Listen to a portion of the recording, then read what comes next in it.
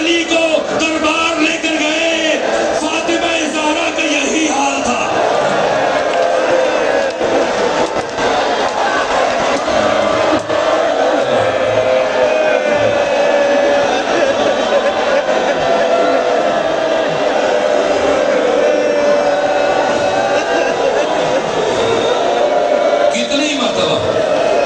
کتنی مرتبہ فاطمہ اٹھی، کتنی مرتبہ فاطمہ بیٹھی، کتنی مرتبہ فاطمہ گری، خدا جانتا ہے، خدا جانتا ہے کتنا مشکل مرحلہ ہے۔ میرے عزیزوں، اس کیفیت کو میں چاہتا ہوں آپ محسوس کریں، بچے محسوس کریں، جوان محسوس کریں۔ آج جو شہادت کی مجلس میں آپ شریک ہیں، اسی طرح سے چند سال پہلے تہران میں حسینیہ ارشاد میں آقا حسین انصاریان بی بی کی شہادت کی مجلس پڑھ رہے تھے۔ اس لیے یہ واقعہ عرض کر رہا ہوں تاکہ محسوس کریں فاطمہ گھر سے دربار کیسے پہنچی ہے۔ آقا انصاریان مجلس پڑھ رہے تھے، جب مصائب پڑھا، بی بی کی شہادت پڑھی، مجلس ختم ہو گئی، اور اس کے بعد مومنین نے خواہش کی آج آخری مجلس ہے، آپ ہمارے ساتھ بیٹھ کر کھانا تناول فرمائیں، نیاز تناول فرمائیں۔ حسین انصاریان ہمارے استاد ان مومنین کے ساتھ بیٹھ گئے، نیاز کھانے لگ گئے، لنگر تناول کرنے لگ گئے۔ آدھا گھنٹہ 40 منٹ گزر گئے، انہوں نے غور کیا، دیکھا، آواز سنی، اس امام بارگاہ کے ایک گوشے سے ایک شخص برابر بیٹھا گریا کر رہا ہے، رو رہا ہے۔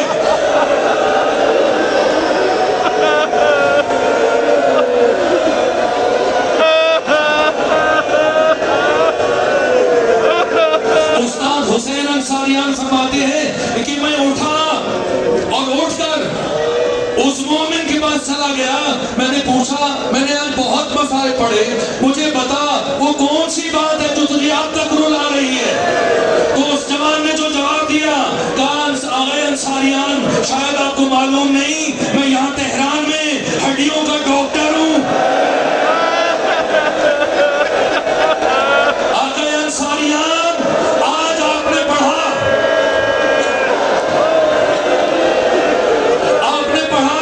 کہ جناب سیدہ کی ساری پسلیاں ٹوٹ گئیں۔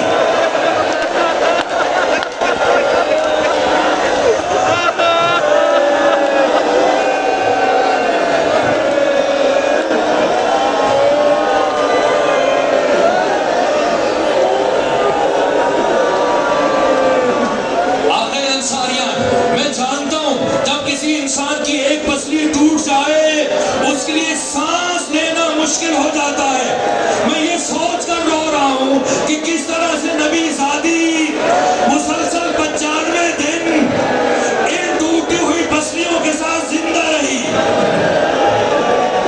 اگر بات پہنچی ہے تو اب محسوس کیجئے گا وہ کیفیت جس میں کسی انسان کے لیے سانس لینا مشکل ہوتا ہے۔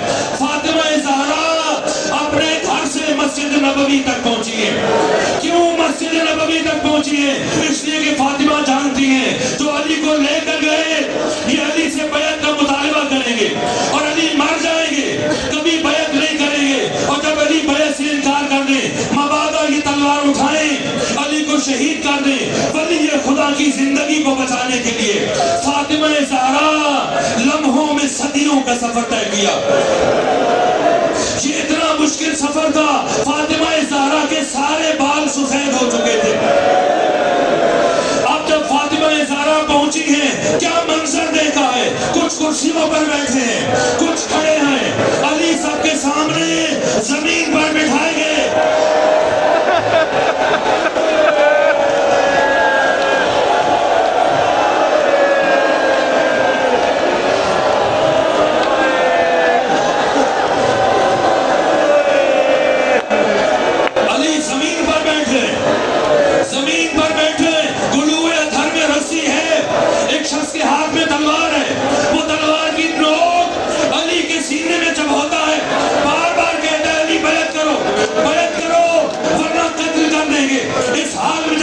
بڑھی، جیسے یہ منظر دیکھا جلدی سے روضہ رسول پر پہنچی اور آواز بلند کی، تم میرے ابن عم سے، تم علی سے بیعت لینا چاہتے ہو، میں ابھی سر سے ردا اتار کر، ابھی سر سے چادر اتار کر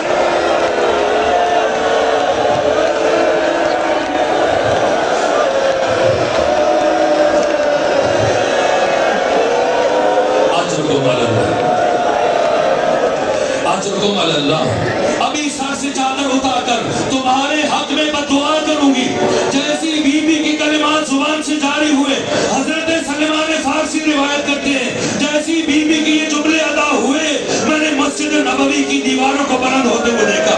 اتنی بلند ہوئی کہ ایک درمیانے قد کا آدمی نیچے سے بآسانی گزر سکتا ہے, آ جا سکتا ہے جلدی سے. جیسے ہی مولا نے یہ آواز سنی, مجھ سے کہا, سلمان, نبی زادی کو منع کرو, بددعا نہ کریں, بددعا نہ کریں. سلمان کہتے میں دوڑتا ہوا بی بی کے پاس گیا. میں نے کہا, علی فرما رہے بددعا نہ کریں. سیدہ اٹھی, اپنے مقام سے چلتی ہوئی اس گروہ کے پاس پہنچی اور اس کے بعد فرمایا, سنو, میرے ولی خدا کا حکم ہے کہ میں بددعا نہ کروں, اس لیے بددعا نہیں کروں گی, لیکن جب تک علی کو نہیں چھوڑو گے یہاں سے نہیں جاؤں گی.